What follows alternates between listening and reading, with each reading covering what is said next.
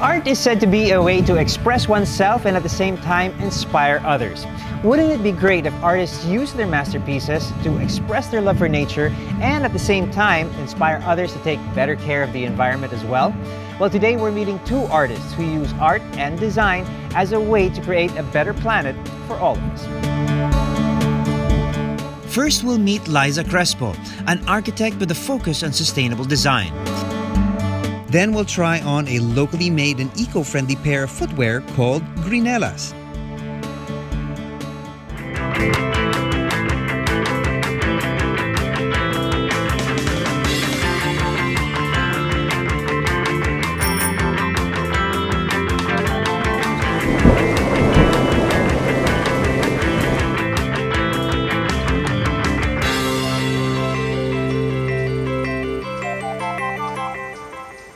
Here on Green Living, we believe that taking care of Mother Nature is everybody's business, and it should begin with ourselves. We need to make more sustainable decisions. We need to support local when we can and lessen our carbon footprint in every way possible. Now, I like to make my personal home as eco-friendly as possible, but there is still so much to learn about sustainable design and eco-friendly architecture, which is why I am here to meet up with a renowned architect in the field of sustainable design so that we can take a closer look at one of her living creations.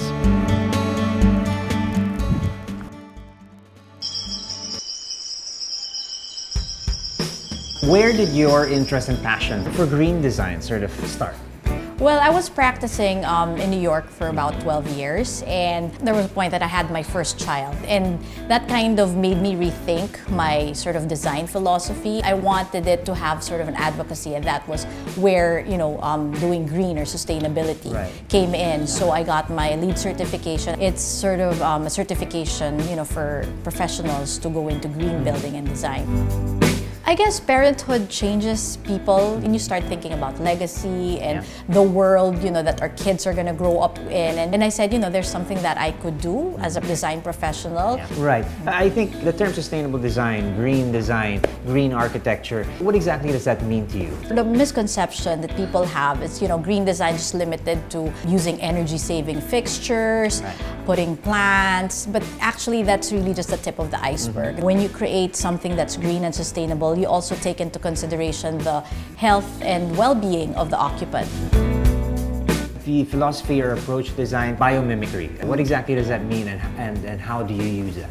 It basically means emulating nature. I think because nature is on its own, like self-sustaining. And that's kind of what I would like to sort of set as a goal. That's a challenge that I have to deal with whenever I design a structure, to make sure that, it's taking advantage of sunlight. You don't have to rely so much on electric power or lights.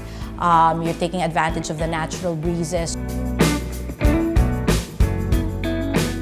Your design approach as a professional, Liza Crespo, Ecotecture, what makes it unique? I guess when we take on a project, the first question that I ask the client is like if they want to go green. As long as there's that willingness from the client to go green, we make sure that there's some sustainability or some green intervention that's incorporated. What are some of the other projects that Liza Crespo's Ecotecture is known for? We've done quite a bit of restaurants, a lot of organic green restaurants. We also do a lot of retail. We do buildings like sports complexes. We even work on, like large master scale kind of subdivisions. The first one that we did was going to be the first low-cost housing for that whole subdivision, but each one has a solar panel. One project that we recently completed is like a flagship store for a big music store. So we found out that they had like old speakers, and they had like a lot of drumsticks. They had a lot of cymbals that were, discontinued or older models. So we incorporated that in the design. Like I was like proud of how that came out. Is green design and beautiful design, are they mutually exclusive? Are they polar opposites, or can you actually marry that and come up with something even better? We can incorporate green design and make something that's beautiful, something that's functional, and there's that level of planning and design that we make sure that we're just not creating something that's green but it doesn't really look good. It looks like it's recycled, Right. So that's sort of what we start out with. That's the challenge that we work with every project.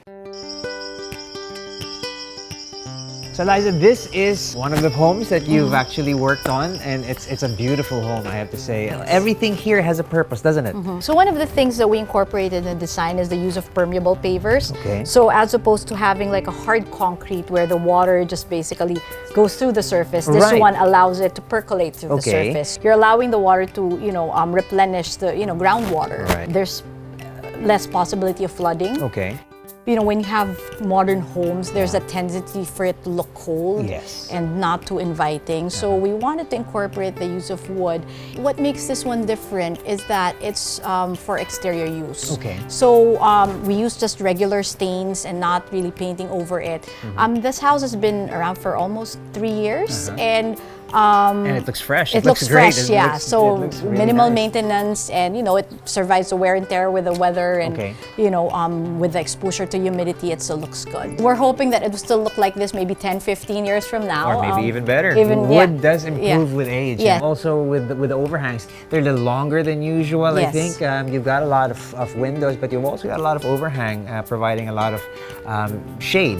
Yes. So we basically study the exposure, like where the sun sets and the sun rises. So we made sure that the amount of glass or the location of the glass would take that into consideration. And if you would notice, like even the lights here are all LED light Okay. fixtures. Yeah. So it's like minimal electricity that's consumed. A lot of the surfaces, aside from the wood, from the permeable pavers, they're like tiles that you don't have to paint ever. Yeah. You just have to clean it occasionally. Let's start moving inside, because if a house is this beautiful on the outside, it must look amazing on the inside. Tell us a little bit about this area that welcomes us as we walk in through the door. So similar to what we did with the exterior, we also made sure that the interior is worry-free for the client. So Right. we specified these tiles that are something that you wouldn't have to replace every so often. Yeah. They're pretty durable.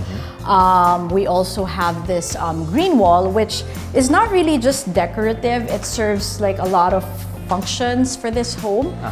This green wall, we try to put it in there just because we want sort of the filtering qualities Right. of plants, and we Right. actually go into research what kind of plants we introduce. This is like pretty high, but it's maintenance free because you have this sort of drip irrigation, so it's on timer, so it just not automatically goes on and waters on its own. And actually there have been a lot of studies about that. Yeah. The plants have a lot of therapeutic qualities. I mean, it's not just like something that's like soothing or relaxing to look at, because the sort of photosynthesis with the carbon dioxide and that exchange, and it helps with the oxygen quality, the air quality inside the home. And actually this fountain also helps with the evaporative cooling. Yeah. Whenever you introduce humidity or moisture in a space, it helps cool the space even more.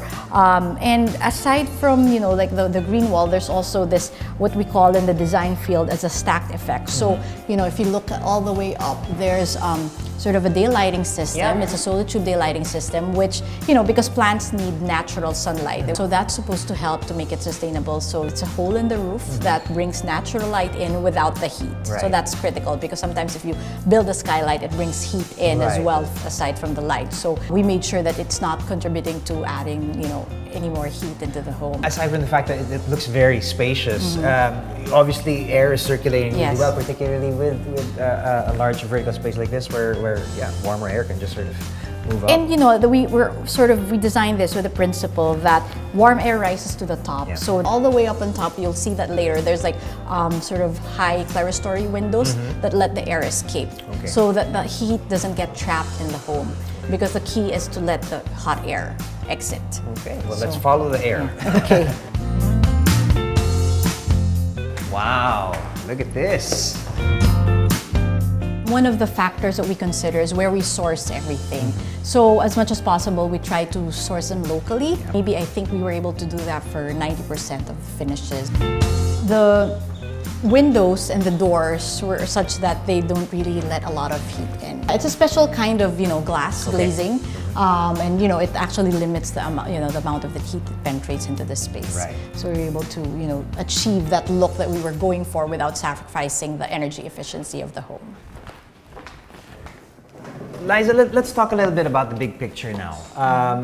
Why do you think it's important now more than ever to be a little bit more sustainable and to be green when it comes to building and developing things here in our country. You know, there's this growing awareness with everyone that, you know, climate change is real. It's actually a reality and we're actually feeling the effects. So it really becomes more of a necessity to sort of, if not stop, at least delay, you know, climate change. And that will come with, you know, building green. What are some of the hurdles that we need to get over to be on par with what's going on with design and construction across the world? There has to be sort of a paradigm shift. Like we have to rethink, you know, that okay, building green is going to cost more. You know, we have to do away with that kind of mentality and just open our minds to what's out there.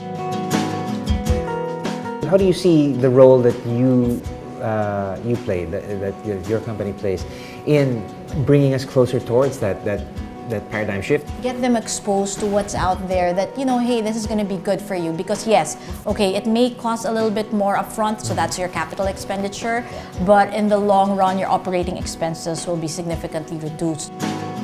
Okay, what's the next big step? I have 4 companies, so Ecotecture is one of them. That's sort of my passion, you know, it's design. I'm also the CEO of Philippine Geo Green, so it's also all linked to, you know, an advocacy, and that's going green. You know, my why, if you may, is, you know, like, if I make a dent in reducing the carbon footprint of the country or the world, then sort of that is my legacy, and that's something that I would be proud of the rest of my days. So whether it's through my design practice or whether it's through my company that's distributing green and sustainable materials, I want to make sure that it permeates, you know, sort of every home, and, you know, and making sure that at some point, you know, you could see like, oh, you know, where everybody's more aware, and just really spreading that awareness and making it accessible to everyone. That's sort of the main goal.